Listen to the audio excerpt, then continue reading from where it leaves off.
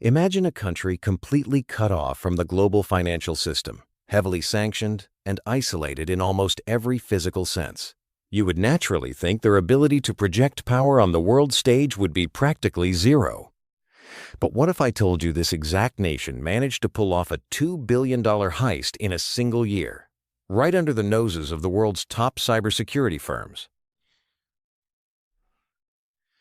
We spend so much time analyzing the patient, sprawling blueprint theft of the major Eastern power, the chaotic, destructive hybrid warfare of the Eurasian bear, or the vengeful, psychological strikes of the Middle Eastern dagger. But today, we are looking at the Hermit, a nation that has turned cyberspace into its own personal, unregulated cash machine. Hmm. It really is a fascinating, almost terrifying paradox. When you look at the major cyber powers, their digital operations usually reflect their grand geopolitical strategies. But this isolated regime operates on pure, desperate survival. They aren't trying to subtly pre-position themselves in critical infrastructure for some future geopolitical chess match, and they aren't necessarily trying to just burn the house down for the sake of chaos. They are breaking into the digital vault because they need hard cash to build physical weapons. It is the ultimate smash and grab operation, scaled up to a national level, and the proceeds are directly funding their nuclear and ballistic missile programs. That smash and grab mentality is exactly what makes them so unpredictable and, frankly, so dangerous. Let's look at the sheer scale of the theft. Over $2 billion stolen in cryptocurrency in just 1 year. That is a staggering slice of their entire estimated gross domestic product. How does a rogue state, lacking basic infrastructure for its own citizens, cultivate the kind of elite talent needed to pull off the biggest crypto heists in history? Hmm. It comes down to a ruthlessly focused allocation of resources. The regime funnels its brightest mathematical and technical minds into state-sponsored hacking units from a very young age. You have groups operating under their main intelligence bureau, pulling off operations that rival the most sophisticated cyber syndicates on Earth. Take the massive heist against a major crypto exchange recently, stealing around $1.5 billion in a single sweep. They didn't do it by brute force. They did it by exploiting the human element, finding tiny vulnerabilities in digital wallets, and using incredibly sophisticated social engineering. It's a digital bank robbery, but instead of walking away with cash to retire on a beach, the funds are immediately laundered through complex blockchain mixers and funneled into weapons of mass destruction. So we are literally watching lines of malicious code being converted into actual missiles. That is a chilling translation of digital theft into a physical global threat. And they are getting incredibly creative with how they manipulate people. I was reading about this tactic called quishing, using malicious QR codes to bypass traditional email filters. It's so simple, yet so effective. But it's not just about hacking crypto exchanges from dark rooms, is it? They've actually managed to infiltrate the very fabric of Western corporate infrastructure, and they've done it in a way that feels almost absurdly simple. Let's talk about the remote IT worker scheme. Oh, the IT worker scheme is perhaps their most brilliant and insidious innovation. Because their physical human intelligence network is so heavily constrained by their isolation, they had to improvise. They couldn't just send traditional spies to establish deep cover in Silicon Valley or Washington. So, they created an army of digital ghosts. Thousands of their nationals, often operating out of neighboring countries, pose as freelance IT workers. They use stolen identities, fabricated resumes, and even hire facilitators inside the target countries to host laptop farms. Wait, laptop farms? You mean they actually pay people inside the United States to set up physical computers in their living rooms just so the IP addresses look legitimate to the employers? Exactly that. A company thinks they are hiring a brilliant remote software developer from a few states over. The interview happens online. Maybe the camera is conveniently broken, or they use deep fake technology and AI to mask their true identity. They get hired by Fortune 500 companies, defense contractors, and major tech startups. And once they are inside the network, they have privileged access. They don't even need to hack through the firewall because the company literally gave them the keys to the front door, an official email address, and a monthly paycheck. They siphon off proprietary data, plant malware, or just quietly map the network for a future ransomware attack, all while collecting a six-figure salary that gets funneled straight back to the regime. That is the ultimate Trojan horse for the remote work era. It makes you wonder how many companies right now have a state-sponsored operative sitting in their daily Slack channels, joining the weekly stand-up meetings. It completely bypasses traditional cybersecurity defenses because the threat is an authenticated, trusted user. And they don't just wait for people to hire them, right? They also actively hunt down talent in the West. I'm thinking of those campaigns where they lure engineers with fake job offers. Yes, that's another highly effective vector.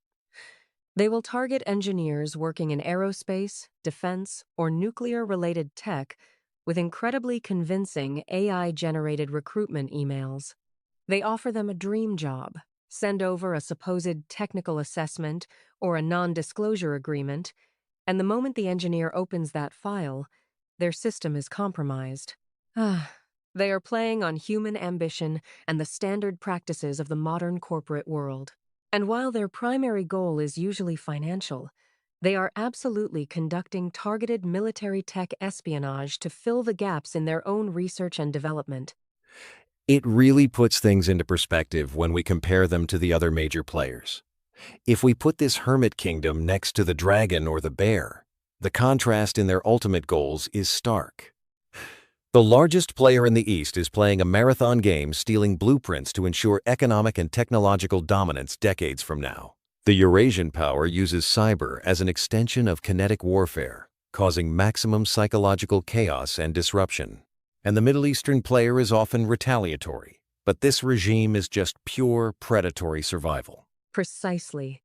They are the mercenaries of the state-sponsored cyber world. They don't care about ideological dominance in cyberspace. They care about bypassing international sanctions today. But here is the part that should keep security professionals awake at night. They are starting to learn from the others, and they are forming alliances. We are seeing increasing opportunism and tech sharing between them and the major Eurasian power. When a desperate, cash-hungry cyber army starts coordinating with a destructive, war-driven cyber power, you get a hybrid threat that is incredibly difficult to defend against. They are trading the agility and ruthlessness of their crypto hackers for more advanced malware and geopolitical cover. That sounds like a match made in hell, a desperate thief teaming up with an arsonist. And it raises a much deeper, almost philosophical question. We've spent the last few decades building this hyper-connected, digitized global economy, assuming that the barrier to entry would keep rogue actors at bay. But this situation proves that you don't need a massive, thriving domestic economy to be a superpower in cyberspace. You just need desperation, internet access, and a willingness to exploit the trust inherent in open societies. Are we fundamentally too fragile for this kind of threat? That is the existential question of our era. Our entire digital infrastructure is built on the premise of trust, speed, and efficiency. Cryptocurrency was designed to bypass traditional banking controls and democratize finance, which ironically made it the perfect vehicle for a sanctioned regime to fund its military. Remote work was designed to democratize talent and offer flexibility, which made it the perfect vector for digital infiltration. Every innovation we create to make our lives more frictionless also removes the friction for predatory actors. They are holding up a mirror to the vulnerabilities of our modern world. They are showing us that the very tools we use to build the future can be hijacked by those who have absolutely nothing left to lose. It is a profoundly sobering thought. The same blockchain technology hailed as the future of finance is actively funding the proliferation of nuclear weapons. And they are doing it with an agility that massive bureaucratic intelligence agencies struggle to match. They are using AI to write better phishing emails. They are exploiting zero-day vulnerabilities in a matter of hours, and they are constantly shifting their tactics. How does the world even begin to deter an adversary that is already completely isolated? You can't exactly sanction a country that is already locked out of the global system. Hmm. That is exactly why they are the hardest adversary to deter. The traditional levers of statecraft, economic sanctions, diplomatic isolation, threats of retaliation simply do not work on a regime that is already backed into a corner. Deterrence relies on the adversary having something to lose. To counter this, the defense has to shift from punishment to absolute denial. It requires tracking the blockchain with relentless precision to freeze stolen funds before they can be cashed out. It requires companies to completely rethink their hiring and identity verification processes. It's no longer just about building taller firewalls. It's about verifying the fundamental reality of who you are interacting with online. So the battleground isn't just in the code anymore. It's in human resources, it's in compliance departments, and it's in the very concept of digital identity. We are looking at a future where the line between a routine corporate hire and a national security breach is completely erased. The Hermit Kingdom might be small, and it might be economically starved, but they have written a playbook that proves even the poorest player can steal the pot if they are willing to break all the rules. And as long as there is money to be made and weapons to be built, they will keep refining that playbook. The heists will get bolder, the infiltrations will get deeper, and the shadow they cast over the digital world will only grow longer. They have realized that in the 21st century, you don't need to conquer territory to project power. You just need to find the weakest link in the network. A chilling reality to leave off on. The digital vault is under constant siege, and the perpetrators aren't just looking for a payday, they are looking for survival at any cost. As AI tools proliferate and global alliances shift, this threat is only going to evolve. Keep a close eye on your networks, question the anomalies in your hiring processes, and remember that in the digital age, the most dangerous threats often come from the places we least expect. The heist is ongoing, and the shadows never sleep. Until next time, stay sharp and keep your eyes open.